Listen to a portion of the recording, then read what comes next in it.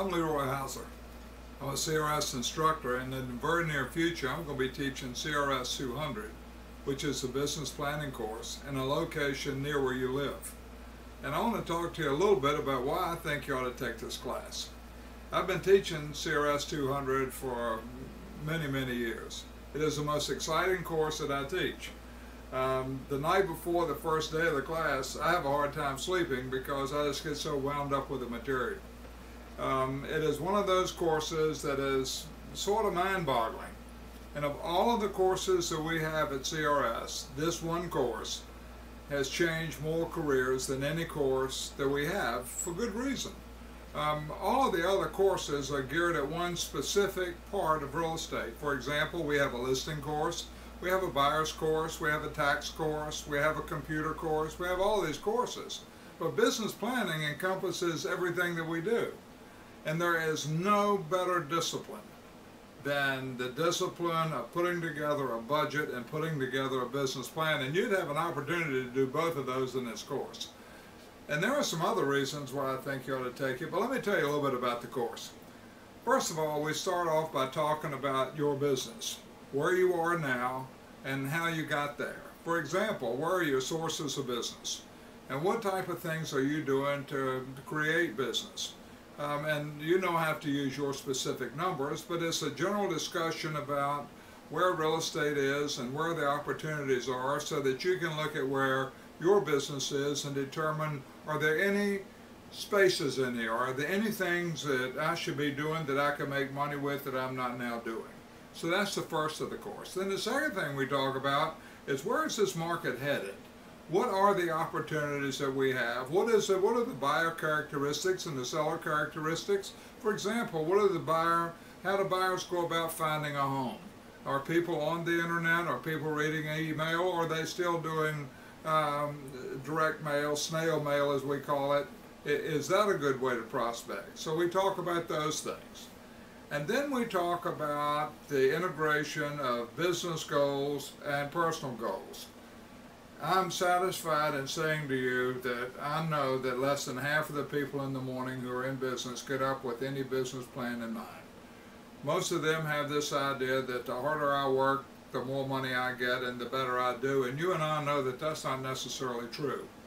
In 2011, it's not a question of working harder, it's a question of working harder and smarter. So having a business plan is one of the best things a person could do, where you sit down and determine, first of all, what it is you want, personal goals.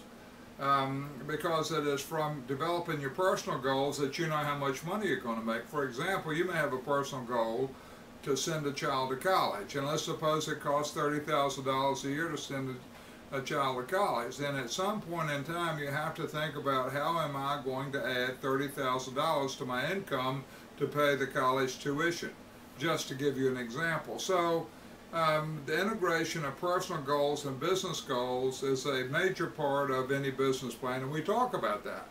Not only do we talk about that, but we talk about the integration between personal budgets and business budgets. So many people have one checkbook, and they take all of the money that they make and they put it in a personal checkbook, which is difficult to manage money that way. So one of the things that I talk about in this class is money management. But from personal budgeting to business budgeting, we go into a case study that I think you'll find one of the most interesting things you've ever done. We give you a profile of a real person, a person who is in the real estate business, who has a certain goals and certain obligations that she has to make, and we talk about how much money would it take for her to live? What is the bottom line amount it would take for her to live? And then we talk about what would be the way that she could accomplish this in an average real estate market. It is a wonderful experience, and we call it the Secret Agent Workshop. From that we talk about marketing, and there is nothing that is more all-encompassing today than marketing. We talk about marketing from a standpoint of branding. We talk about marketing from a standpoint of marketing on the internet. We talk about marketing from a standpoint of target marketing. For example, we know that the biggest target market we have is first-time home buyers. And it doesn't matter whether in California, Mexico, Virginia, or South Dakota. First-time home buyers are a big part of every market. So how about target marketing? Most agents market to the world. The ones who make lots of money have target markets, and there are more target markets than just first-time home buyers. I'll just use that as an example. Bottom line is, I don't think you could spend your money or 2 days of your time any better than you could spend it taking a business planning course. And we don't teach many of these courses in the United States. As a matter of fact, courses are at an all-time low, and I don't know when another one of these business planning courses would come your way.